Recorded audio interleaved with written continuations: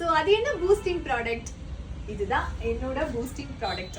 இதை ஃபர்ஸ்ட் உங்களுக்காக நான் இன்ட்ரடியூஸ் பண்றேன். நம்மளோட ஃபாலோவர்ஸ்க்காக நான் எப்படி வந்து மெயின்டைன் பண்றேன், நான் எப்படி இவ்வளோ திக்னஸ் ஆன ஒரு ஹேரை மெயின்டைன் பண்றேன் அப்படிங்கிறது அவங்க எல்லாருக்குமே ஒரு சர்ப்ரைஸா இருக்கும்.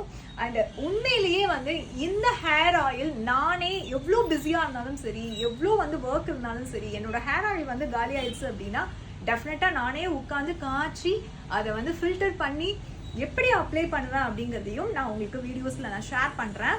அண்ட் இந்த ஹேர் ஆயிலை இப்போ நம்ம ஸ்ரீ சாய் கிச்சன்ல நானே உட்காந்து இந்த ப்ராடக்டை காய்ச்சி உங்களுக்காக ப்ரெசென்ட் பண்ணியிருக்கேன்.